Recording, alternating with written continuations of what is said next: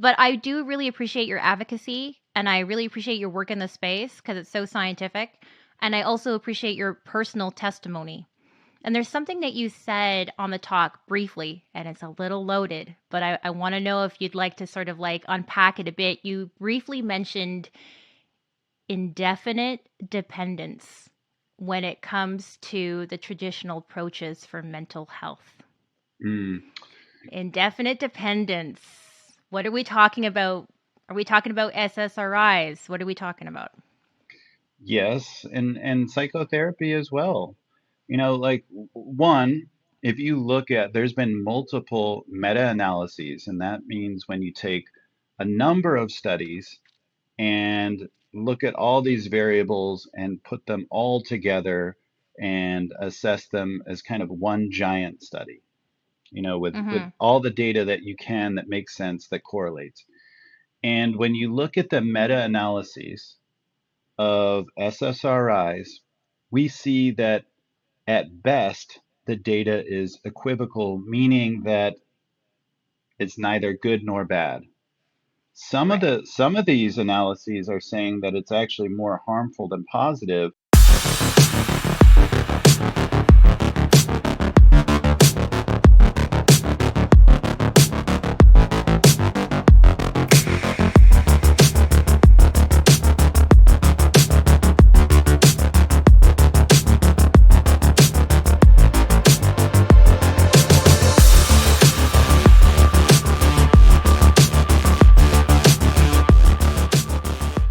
Welcome to Psychedelic Spotlight. I am here with Shawn Wells. Shawn Wells, you are the world's leading nutritional biochemist. You know a thing or two, yeah, about how to optimize human performance, basically. But the reason why I want you on this show is because despite the accolades, I think you've produced over like 1,000 different supplemental products in the wellness space. You're sitting on 25 different novel ingredient patents right now. And despite all this, there was a moment where psychedelics saved your life. And that's how I discovered you. I was actually doing a deep dive on YouTube, and you came up on Mind Valley TV, and you had this really amazing, heartwarming talk about how psychedelics actually saved your life. I think the title is How Psychedelics Saved My Life, Mind Valley TV, if anyone's interested. But can you, just for our audience, take us through what led you to that point where it was psychedelics that was going to turn life around for you? You know, I grew up very insecure, bullied, a difficult childhood. Um, that I don't want to get uh, deep into here, but I think it's not unlike a lot of people that I see as entrepreneurs in the spaces that I'm in. People that are highly driven, that are grinding, we're insecure, we're hurting inside, and we want to accomplish, we want to achieve, we want to be seen, we want the validation. Yeah. And when I didn't have the validation or the achievement, I felt suicidal and deeply depressed. And even when I got it, it was fleeting because I didn't love myself. I Right. was always like external validation, not internal validation. And the line that I was always racing towards was always moving further and further away. And there's pain in that, and that I can't have something it's just always elusive. Whenever I achieved something that was really amazing, it was like, okay, now on to the next thing, on to the next big thing. Like if I got on, Ben Greenfield's podcast, I needed to be on Joe Mm-hmm. Rogan's podcast or it's no good. It's Mm-hmm. always like a stepping stone. It's like Yeah. I never took the time to really appreciate where I was at and all the accomplishments I had because of all the self-loathing. Um, That's deep. Yeah. and it was potent. And, people would see me and they'd see successful, but I would see all these other people that are more successful and desire to be them and think I'm a joke. And it was just relentless. Like, no one was harder on me than myself. And if Mm-hmm. anyone, this is like the thing, like where if anyone talked to you like you talk to you, you wouldn't be their friend. Yep. Absolutely. That internal critic, sort of like the committee that's always judging you inside your head. Exactly. Yeah. And so for me, I was very close to either killing myself, like with intention, or killing myself on the path I was on by working so much and being so Yeah. relentless and being so unkind to myself that my health would have a critical collapse. And I was having a number of health issues and mental health issues. And I felt like my life was truly in jeopardy at the time that I decided to do a plant medicine journey. But at the same time, Mm-hmm. things appeared to be going great, and Yeah. it was not. It felt like my whole life was in shambles, and I didn't want to proceed. Yeah, it got to that point where it was a serious crisis, right? An existential Hmm. spiritual crisis, as some people would call it in the industry. Yeah. So it was kind of like the last option for you, because here you, like, you know how to optimize your gut flora, you know how to do Hmm. all these things, but still on a fundamental spiritual level, there was this like lack of fulfillment, lack of self love, which I think can be found through the right kind of psychedelic therapy. And you do mention in your talk that it's not just the psychedelics. It's very important that you do it in the right setting with the right facilitators. Do you want to talk a little bit about that? Yeah, and just to mention like the biohacking, before I Mm-hmm. jump into that, like that, while I've been an expert biohacker and I have this like best-selling book and Yeah. I've been known for this for years, writing the energy formula and being known as a biohacker. But almost all of that stuff I learned to keep myself alive. It wasn't thriving, it Right. was surviving what I was doing to my mind and body. And I found all the hacks, all the shortcuts. Now, granted, I learned a lot and it did keep me alive, in fact, Yeah. but Yeah. I was not thriving. I was surviving this like horrible mental and physical onslaught. I was pushing myself down this path of. So, that was a learning experience, but certainly now I'm in a much better place with the biohacking. And a huge part of biohacking, I think, really should revolve around mindset. And that's Mm. something I talk about quite a bit in the book. But as far as facilitation, massively important. I hear from people all the time like, oh, I've done MDMA, I've done psilocybin, I've done ketamine, and you ask them about it, and it was at the club or at a rave or at the EDM festival or Right. chilling with their friends Recreational or partying. right. And there's a couple things there. One, I would be very careful about doing things in that scenario like these substances because while these substances have the ability to remove and move past trauma because Mm-hmm. you're so neuroplastic, because you're so wide open, because the ego is suppressed and default mode network is turned off and the brain is Yeah. fully ready to rewire. The downside to this is in that state, if you undergo trauma, it could be 10 times worse because you're ironing in trauma very intensely and you are taking in more emotion, more data, more input, more color, more Wow. Yeah. sound, more, like there's things that are triggered and you're dealing with and are getting pulled up, Yeah. in front of your eyes and behind your eyes, so to speak. And you need to be very careful in those scenarios. That's not something I really play around with.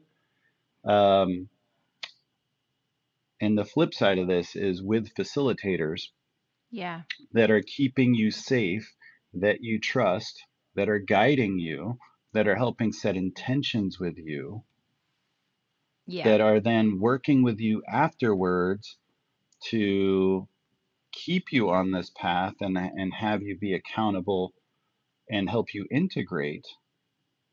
That's a very different situation. These substances are so powerful. So you have the ability to rewrite your essentially like you can hack into your operating system and rewrite your operating system. Yeah. Set new And intentions. Yeah. in a way that like psychotherapy just cannot touch. Now, psychotherapy plus, this is what we've seen with a lot of data, both Mhm. anecdotal and research based, is that psychotherapy plus these compounds incredibly powerful. Yeah. Yeah. We're Because you're seeing it being more and more. yeah you're being guided correctly. They're keeping you safe. They're helping you come up with new paths, new ideas that are not removing your sovereignty or your autonomy, Mhm. which is really important. When you have a great facilitator, they're not pushing things on you. They're guiding you, they're helping you go down this path where you come up with the solutions that are best for you. And maintaining your sovereignty, maintaining your autonomy is incredibly critical. So Yes. these are all things that like play out that these compounds are amazing and I'm fighting for them and I'm bringing out the research of them. I'm even working on, new varieties of these compounds. I'm working on the supplements that support them. I Yeah. think it's really important, but I do believe that we need to fight for these things to be done the right way, or one, a lot of people could get hurt, or two, we could lose the ability to have these things be more available. Exactly. If we're not really careful right now, because we were here at one point in history, we were here in Hmm. the 60s and 70s, and then it just got grabbed from us. So if we're not really careful about how we do this, we could go right back to 20, 30 years ago. But I do really appreciate your advocacy, and I really appreciate your work in the space because it's so scientific. And I also appreciate your personal testimony. And there's something that you said on the talk briefly, and it's a little loaded, but I want to know if you'd like to sort of like unpack it a bit. You briefly mentioned indefinite dependence when it comes to the traditional approaches for mental health. Mm, Indefinite dependence. What are we talking about? Are we talking about ssris? What are we talking about? yes, and psychotherapy as well. Like one, if you look at, there's been multiple meta-analyses, and that means when you take a number of studies and look at all these variables and put them all together and assess them as kind of one giant study, with Mm-hmm. all the data that you can that makes sense, that correlates. And when you look at the meta-analyses of ssris, we see that at best the data is equivocal, meaning that it's neither good nor bad. Right. Some of these analyses are saying that it's actually more harmful than positive, and some of the authors at the end even say that we're not really sure after decades of using these things that these things are being used appropriately or are helping more than they're harming. Totally And agree. The so, news last week just came out saying that like mhm, serotonin, we can flood all the serotonin we want with these mm, SSRIs, but it's not going to actually penetrate through something called the neuronal membrane cell, and which causes the neuroplasticity that we're looking for. So then like what are we doing? well, not only that the serotonin theory has been very flawed, that is the like sole neurotransmitter associated with depression. When we look at Right. depression, all the neurotransmitters, histamine, dopamine, serotonin, endorphins, norepinephrine, epinephrine, like all of these things are down. They're all depressed when we are depressed. And Right. interestingly, plant medicine, things like psilocybin, tend to bring them all back online. And so this serotonin theory is kind of flawed. It's also, if you know about like with hormones, it's very similar to neurotransmitters, and they even have like a lot of interaction. But there's something like in hormones called the endocrine cascade, where like one hormone affects another hormone, affects another hormone, affects, and your body is constantly trying to regulate itself in homeostasis and keep that Mm. balance. And so this is very similar with neurotransmitters. You can't like realistically just impact just one and expect that it's going to have a huge impact. In time the body is going to down regulate things, make it harder, make the receptor less active, etc. Yeah. And that's what we see like a lot of medicines are like that, where they might work for a week or 2 weeks or 3 weeks, but then in time they stop working, and you just have a lot of side effects. And the serotonin theory is very flawed, that we need to bring all of these neurotransmitters back online. And it does make sense that the body does this, because when we are depressed, it's because we're traumatized. Now, this may be from an actual trauma that you're witnessing or experiencing, or it could just be self-induced through your brain and your thinking. Mm. But in time, these traumas are going to like have an impact on the brain, where the brain's saying like, let's take in less data, let's reduce the amount that we're feeling. So the neurotransmitters are depressed, the hormones are depressed, like all of these things start reducing. Like certain areas of your brain can actually look like they were physically assaulted. Yeah. It can Like look a like cell you were. atrophy? Are we talking about Yeah, like cell no, it can atrophy? actually Yeah. look like you were hit with a bat. Like there's certain What? areas of your brain that can have like TBI, like can almost be like Wow. concussed and shut Yeah. down, because your body's saying like, we want to just turn this area of the brain off. Like we want to stop feeling as much because this is causing us pain. Yeah. And obviously long term that's not the best solution, but the body is coming up with a short term solution for survival. So the best way, and people worry about this with these journey scenarios with these plant medicines, is like, oh my God, all this stuff's going to come up.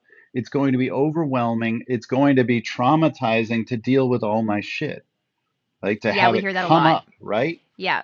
Yeah. And yes and no. Here's the thing, like that's really important is, yes, there may be a lot to deal with, but the reason it'll come up is because it's right there just below the surface. And you're dealing with it every day. You just don't realize how much you've suppressed it. And like the body holds the score kind of concept, Yes. it's there physically, mentally. You are quivering in your voice. You are reluctant to make these relationships. You're not getting the success at your job that you would like. You're choosing the wrong people to put around you, and you just chose an abusive boyfriend, and on and Mhm. on and on. It's Mhm. playing out in every aspect of your life. And I can't even tell you, and you see people come through the other side of a journey, you see them look so much lighter, younger, happier, because they've moved through it. Through They've it. they've seen it, talked about it, felt it, dealt with it, and now they have a plan to fully move past it when you're working with someone who's a good facilitator. So, and the other thing about these environments is they are, when done correctly, safe. And Yeah. so you can feel safe with even the people around you. Like, you don't have to be worried about being seen. There's I think it's Shirley MacLaine has like this Ooh, 20, I love 40, her. 20, 40, 60 rule, like where it's like at 20, you care what everyone thinks about you. At 40, you care a whole lot less. And at 60, you realize no one was even like watching you the whole time. And Yeah. this is so true that like, people are dealing with their own shit. And when Oh, they're yes. they're in these environments, they're in it. They're not looking at you. They don't care about you. Like, the only thing that I've seen is like people are inspired by the work that's being done around them, by the courage that's done when, someone, works through body shame or bullying or abuse, or Yeah. decides to, become, you know, out about their gender preferences, or, whatever it is, like, Mhm. it's there's courageous, decide to get divorced, or decide to double down on their marriage, or, decide to focus on that career, or decide to do a whole new career, like whatever it is. And if you're one of these people that says, "Oh my God, I can't do that. I'm so scared to do that. That would be so terrible if that happened." It's already happened. It's in you. It's already Yes, there. It's exactly. already there just underneath the surface. Just live your truth. Oh, And you will amen. be so Amen. much Preach. happier if you Yeah. live your truth. Right now, you are suppressing the truth, and it's taking a toll, like it was on me. That I was Makes you depressed, sick. that I was Yeah. suicidal, that I was sick. I had 2 discs replaced in my neck. I had hip surgery, double knee surgery. I had all these autoimmune issues. I had a brain tumor, Wow. Hashimoto's, Epstein-Barr, fibromyalgia, Same. chronic fatigue Yep. syndrome. I mean, it goes on and on and on. And I'm not going to even talk about all the like bad relationships and business partners I put around me. And I mean, Oh, it's, heart. My heart. this is the cost of not living in my truth. Yeah. And so, like, when you're worried about what's going to happen if someone sees me, or what's going to happen if I choose to do this thing, it's your truth. Like, you will be so much lighter and happier for it. It's not going to be easy to make that transition potentially to whatever that is, but it's Mhm. going to be worth it. And every step you take towards your truth, you will feel better. Amen. I love what you just said there. I want to tap in on something. You talked about the trauma in the body, right? Hmm. Our nervous system, like Hmm. being in a sympathetic versus a parasympathetic state. And there's these myths out there that when it comes to dose, when you're doing mushrooms or other things, that it depends on like your weight and your size. And you mentioned something really Hmm. interesting on the talk, that it has nothing to do with your weight and size. It has everything to do with the trauma you're holding in on your body. Can you expand on that a little bit? Because I thought that was fascinating. Yeah, and this is true in medicine and supplements in general. I think there's like a too much of a focus on body size. A lot of that comes from like this animal data where we extrapolate skin surface area. There is some correlation. Obviously, like I'm 6'2", 6'3", 230 pounds. I'm sure, like, calorie wise, protein wise, nutrient wise, I need more than you need, Right. obviously.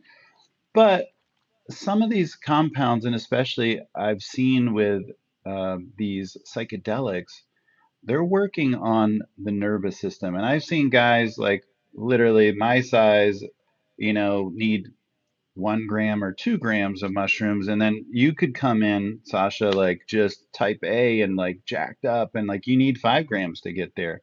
Oh, yeah. That And was me. and it and it's not, it has very little to do with body size or metabolism or skin surface area or any of those things.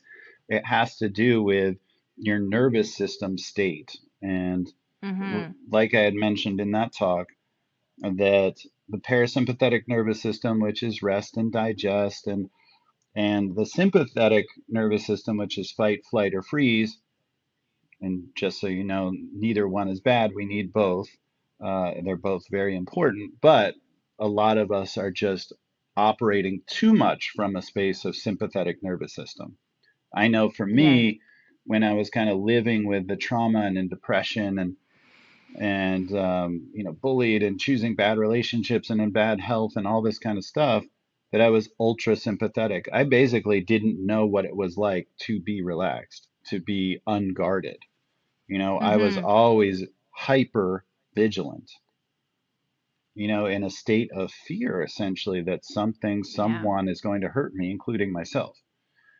Yeah. And so, that's a big corner to turn there, that when you realize that, one, it's not about the body size or gender or whatever, and we look at the nervous system, but two, how do we get that person into a parasympathetic state? And then three, the recovery is going to be better.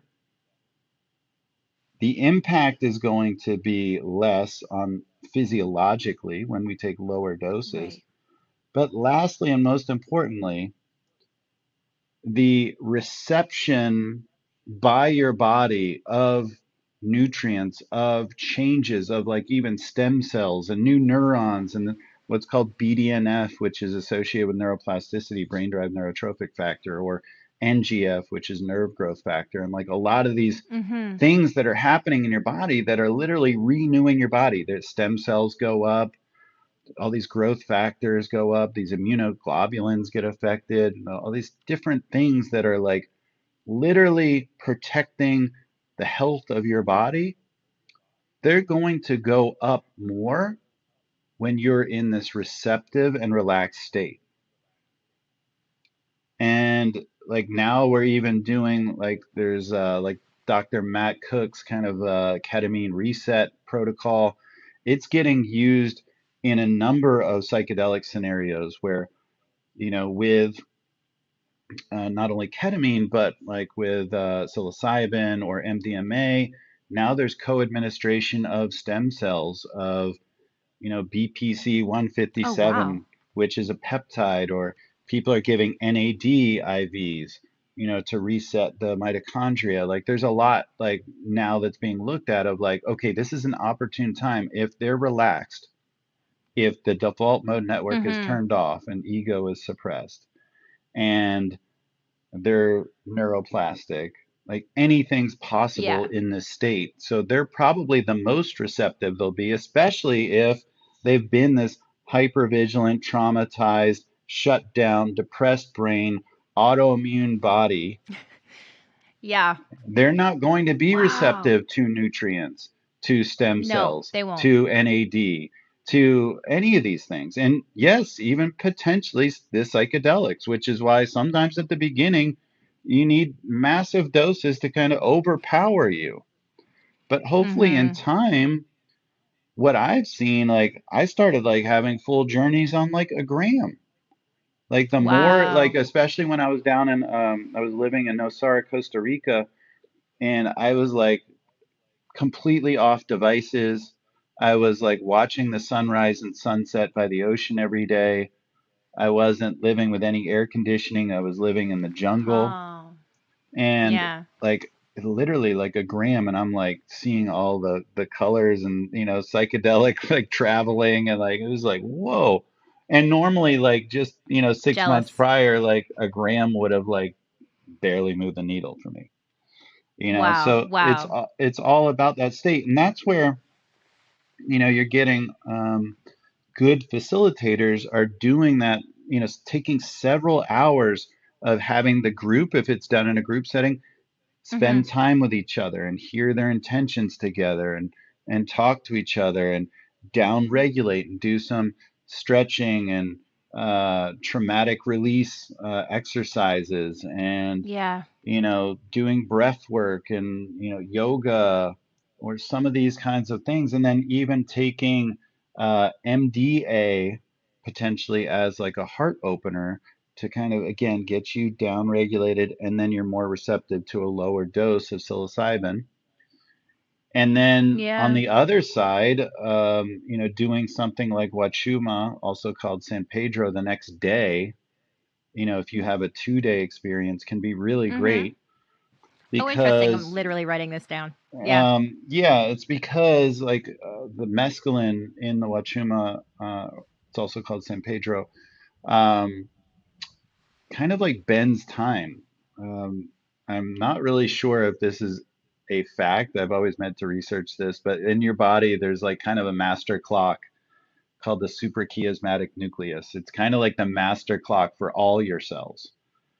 And so that you actually know time and your body knows time, kind of like associated even with the circadian rhythm and all that. Circadian. Yeah. Okay. But Yeah. maybe like it's hard to explain when you're on Wachuma. It's not very psychedelic, but it puts you in a very deep parasympathetic state, and it bends time to where like conversations can, be hours, and you're not worried about anywhere to be, what else is going on, or you could watch a Wow. sunset for, 45 minutes and just be completely engrossed. And to be in that kind of relaxed state is so beautiful. And what happens is that's a great way to follow up a journey. I think also one of the things that I've found that was counterproductive for me is when I did deep work on a psychedelic, and then I would like, jump in my car the next day and, get out on the highway and, or jump in a plane, and, it's like it's intense. Like you're still cracked You need open. time to process this. You need time Exactly. to integrate like everything and synthesize it. Yeah, I Exactly. don't like going back into like the rat race right away. Exactly. So I think that's really important too, that when people plan on doing a journey experience, Mhm. then leave yourself 1, 2, 3 days, whatever you can afford, to Yeah. decompress, to process, to integrate, to allow your nervous system to reset. I think, those are important things. Excellent So advice. those have been some of the, I guess, the stacks that I find the most effective is the MDMA is, or sorry, MDA. I like MDA better than MDMA. It's a natural compound, and it's less intense. And it comes from like sassafras, MDA. Oh, nice. And Okay. then the psilocybin in ceremonial cacao, I think is really great as well.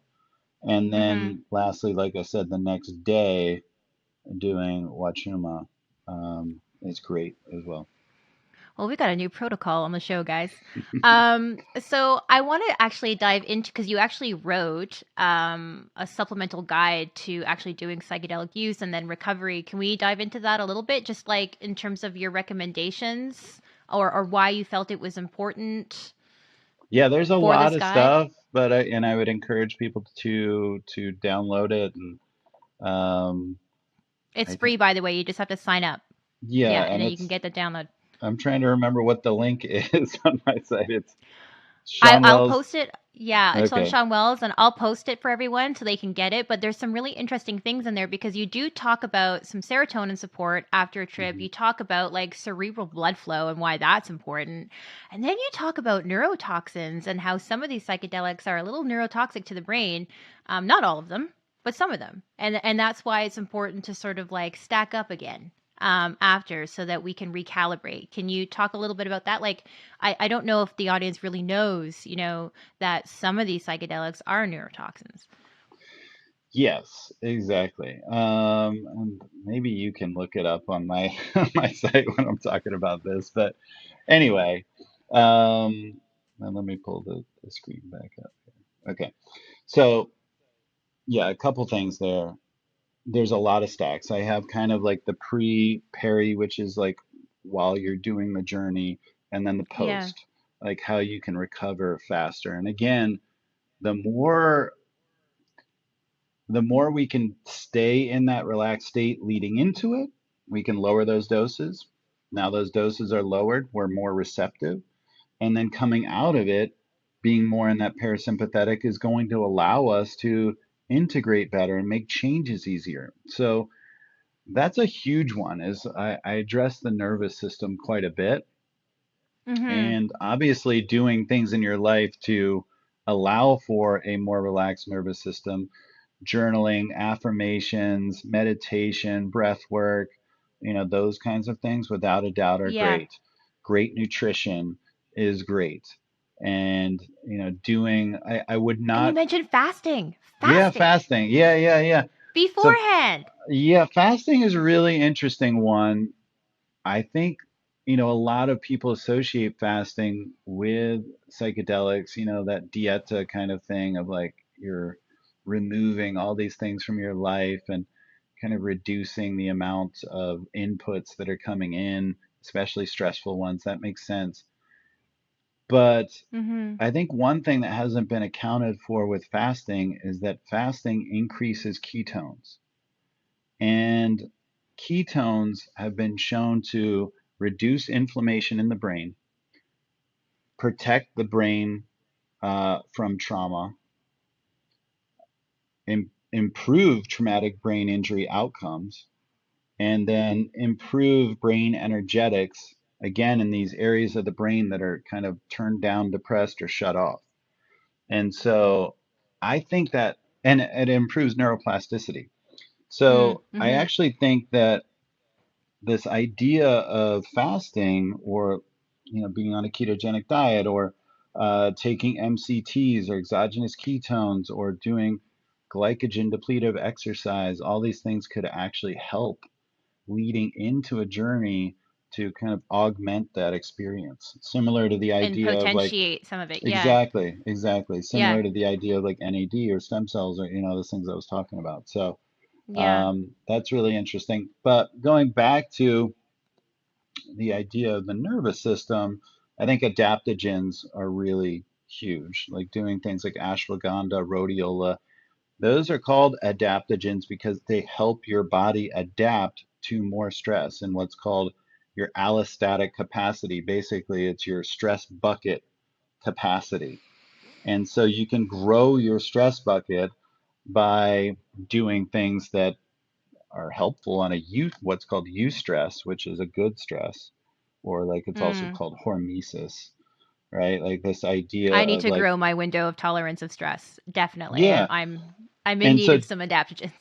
right, and but doing things like we talked about, like the breath work, like the meditation, Mm-hmm. journaling, all of these kinds of things, like great sleep hygiene, the nutrition, those things are going to improve the size of your stress bucket. Those things are stresses, cold showers, hot saunas, working out, whatever. I think Yeah. all those are great. I would say while those things can be stresses, and that's EU is the word stress, like meaning a positive stress, I would be very careful maybe like the week prior to your journey to not add new stresses, whether they're perceived as good or bad. Oh, I would, interesting. because your stress bucket, when it's overflowing, there's just stress. It's not good or bad stress, like stress or distress. It's just overflowing and it's more stress. So, if you're already stressed out about this experience, and especially this is one of your, first times doing this, and there's already a lot coming up, like really they say like the journey starts the second you commit to it. You'll find like stuff starts coming up. I've I've heard been that. with people, man, on a 4-hour car ride to a journey, and like people were like losing their minds. Like, like okay, here we go. Like, everything is coming up and out. And I was like, whoa. So, I mean, it happens when you commit to it. So I would just be careful. Like, I would do a lot of self-regulation, self-care, going into the journey, taking a lot of time to downregulate, to relax, and, Yeah. using things like the adaptogens. And I wouldn't do, the, heavy kind of work to improve your stress bucket around that time. So the Right. adaptogens like ashwagandha, rhodiola, maca, lion's mane, like those kinds of things are great. Mm-hmm. There are things to reduce cortisol and stress, like hanakiol is a compound that comes from magnolia bark. Holy basil is an adaptogen that's really potent for cortisol, phosphatidylserine. Make sure you're taking plenty of the methylated, that means like the active forms of the B vitamins. When you're stressed, you run through more B vitamins. Obviously, hydrate, electrolytes. You hear a lot about 5-HTP and magnesium. I go much, much Yeah. deeper than that. Those things are important, potentially, but and the SSRIs, while I wouldn't be on them long term. I do like this natural SSRI Zembrin, which comes from Kana, to use post journey to Okay. replete the word. So replete is the opposite of deplete. So replete means to increase serotonin back faster. So I like that idea. And same with, dopamine. You can do that as Mm-hmm. well with things like tyrosine, with L-DOPA, with acetylcholine. You can do that as well with an acetylcholine esterase inhibitor. I know that's a mouthful, but That is, Hooper's I'm not gonna try to say it. Huperzine A is something that will bring more acetylcholine back online by inhibiting its enzyme and taking things like acetyl L-carnitine with it, and a form of choline that's bioactive like alpha GPC.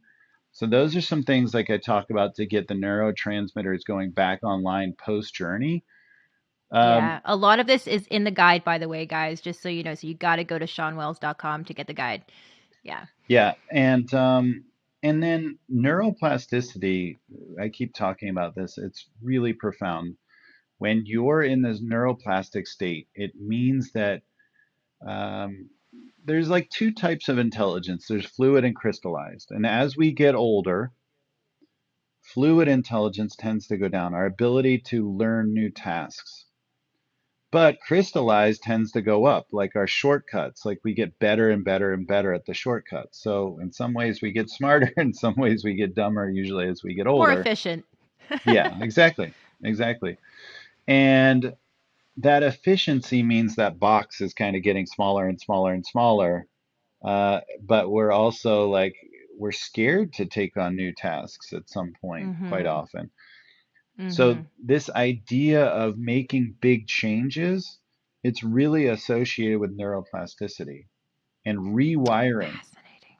The nerves that fire together wire together. There's this idea of psychosomatic anchors where you're going to start, and this is part of that crystallized intelligence, you're going to start making shortcuts with two things that are associated.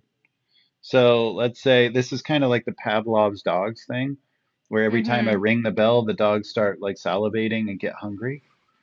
Yeah.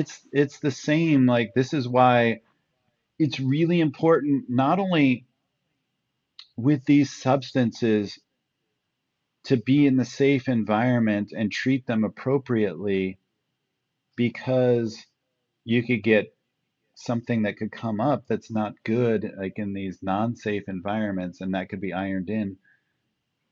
But even worse is this psychosomatic anchor idea where if you're consistently using these substances and you're consistently not safe and consistently not supported, now, even when you're in the safe environment, your brain is making an association with these compounds and a lack of safety. So this is why you need to be really careful when This is using these critical. substances. Um, it's not impossible to undo these things. I had a very traumatic situation one time in these substances with a very bad facilitator, um, and I had to do some work around it.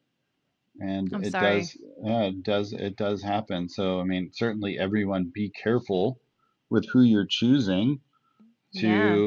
to do these kinds of experiences with. So like this is a very important decision. It's very powerful, the changes that can come out of it, but you need to treat it with great reverence. I think that's the word. It's reverence and respect, and Hmm. we tend to approach it too casually. And I'm all for advocacy, and everyone should have access, but we have to make sure we're approaching it in a sacred manner, like you're talking about. Wow, fascinating! I can't wait to get this podcast out there. Yeah. There So was so something wait, you mentioned though. well, let me What? just throw this one quick thing out. So with neuroplasticity, I found this really profound substance called 7,8 dihydroxyflavone. It's actually Okay. more powerful than injecting BDNF into the body. So like this is a really like it smokes lion's mane. You probably heard about Paul Stamets protocol and Of lion's mane. course. And Of this course. this Yeah. destroys that. So not that I don't like lion's mane or mushrooms. I love them, but this compound is very powerful when it comes to neuroplasticity. So one, it's going to protect the brain while it's aging. Two, allow for more of that fluid intelligence. But three, post journey is going to allow you greater depth and clarity and potential around making those changes that came up during your journey. Okay, So, awesome. yeah, I think it's a This really is great. And powerful compound. you also mentioned now could you pair this with a microdose because I caught an interview Yes. somewhere and I don't know where it is, but you're like, "Okay, look, you do the peak experience. Now you need to integrate that. Let's integrate that with a microdosing protocol. So, What using the same mushroom." yes. So that's that psychosomatic anchor used for good. Um, Okay. I've studied a lot of NLP, which neuro linguistics programming, which is like kind of Tony Robbins, like Brendan Burchard, Jim Quick, like a lot of these guys use these tools. So Mhm. it's kind of getting at the root of like how we learn and think and how we can be manipulated potentially. But there's way like manipulation can be for good, right? And we can manipulate ourselves for good. So this is the idea of when you go through a journey, whatever that stack is, let's say I had that ceremonial cacao that I was talking about, and there was Mhm. a certain strain of mushroom, let's say it's, B plus or penis envy or whatever Mhm. it is. Yep. But not only is it that strain, but like from that field and from that same batch, right? Wow. And Okay. And it's important that just like in that journey, everyone's kind of dropping in together. And quite often, I would say more typical than not is that even your facilitator does like a microdose so that they can be in that space with you and kind of feel that aura, that whatever it is you're feeling, like as a group, right?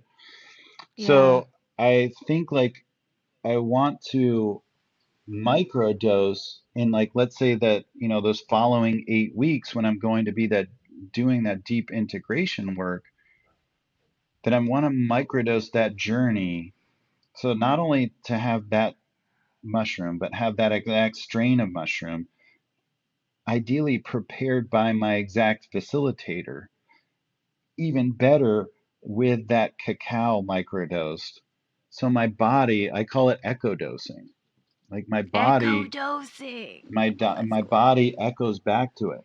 And not only that, Yeah. my protocol of echo dosing can work the opposite way too. So check this out. So the things that I'm macro dosing during my journey, I want to micro dose post journey. The things I'm macro dosing post journey, all these nutrients, I'm Mhm. actually playing with the idea of micro dosing them in the journey for this like two-way echo. Okay. Wow. So echo dosing. Have you have you published anything on the echo dosing yet? No, not yet. Oh, you got to do it. You got to do it. I think this is an area that's just really not studied enough yet. Like we're struggling in the industry right now with integration protocols. They're all different. Mm-hmm. They're all over the place. Mm-hmm. Some you go to retreat centers, sometimes you might get 1 week of post follow up and that's it. Mm-hmm. Like we really need to explore this a lot more. Echo dosing. So you've coined that. I have. I might borrow it. Go ahead. Go ahead. At the I end of the love it. day, I mentioned this. I've given this talk several times, several ways. Like one time was at this Da Vinci 50 mastermind with people that are very, very high level in the room, like Mercolas and Dave Asprey's and, people like this. And Yeah. I could tell that, some people in the room had some fear or reluctance around the topic of psychedelics, just period. So one of the things that I did, and this is the reason why this is a big part of the talk, is tell my story about how I was suicidal and depressed, and I would not be alive. I would not be like I literally said I would not be standing on this stage had it not been for this intervention. Hmm. But two, I talk about that there's a lot of people that are hurting out there, and some of these people are in your family. And what about like people like our soldiers? Would you want them to not have access? Like if they have literally put their lives on the line, they have witnessed intense trauma, they are traumatizing themselves and their families daily, they're on the edge of life, they've given the Yeah. ultimate sacrifice. You're not going to allow them a chance to see if this works for them or not when they've been on all the ssris and anxiolytics and everything else, and they're on therapy. And I mean, that's just, usually when I bring that scenario up, and that's a very real scenario that's happening every day, and the amount of soldier Yeah. suicides is like staggering. And then the toll it takes on their families and everything else. Like, people tend to like, say, okay, like this may not be for me, but people should have access to this. And that's all I'm asking for. Like, I'm not trying to convince anyone that doesn't feel it's for them, because that's part of autonomy and sovereignty. Is like, I want you to make your own choice. I want you to decide when it's right for you, or if it's ever right for you. Maybe it's not Yeah. right for you. It's like you just use your own path, and there's all kinds of medicines in this world, and it could be breath work is all you need. Like, cool, like that's awesome. But Yeah. this is a profound and powerful path that can have incredible changes and allow people to move through trauma that is very much holding them back and potentially killing them. What a beautiful bookend, Sean. I have to say, you're a consummate speaker on the subject. I think next to your title is going to be a psychedelics expert. Absolutely. I want to see Mhm. more of your face in this space because you just have so much knowledge about it. And we didn't even get to talk about your book. But I want people to know a little bit about what's in it and why they should go grab this book right now. Can you give us like the 2 minute sort of version? Sure. So it is, if for those of you that are watching it's the energy formula, and it's an acronym for experiment, nutrition, exercise routines, growth, and your tribe. And it's the 6 life-changing ingredients to unleash your limitless potential. I have like 70 diagrams in here. I have surveys, I have pathways, I have the summary to make it super simple at the end of each chapter so you can take something away. I have resource hacks that tell you like the devices or apps or things that you should try and what's worked for me in every chapter. I have the formulators corner in every chapter where I like give a breakdown of Oh, all the supplement stacks that you can try and like what would work for you, and what companies to buy from, what to look for. Uh, you know, vetted. it's Love it's it. just all kinds of like really cool, usable stuff. Like I wanted to make it something that anyone could use, not just something like some extreme biohacker could use. And there's a lot of my story in there too that's led me down this path. All the things that I've learned along the way out of necessity. Yeah. Well, thank you so much for your time. For anyone who's listening and watching also on YouTube, go to, I think it's called the energyformula.com for Yeah. this book specifically. And then if you're looking for the actual guide about supplements to support psychedelic trips, then you go to shawnwells.com. Yes, and then Instagram at Shawn Wells. It's SHAWN. So yes, thank you. Perfect. Thank you for having me Thank you on. for I your really enjoyed time. it. Yeah.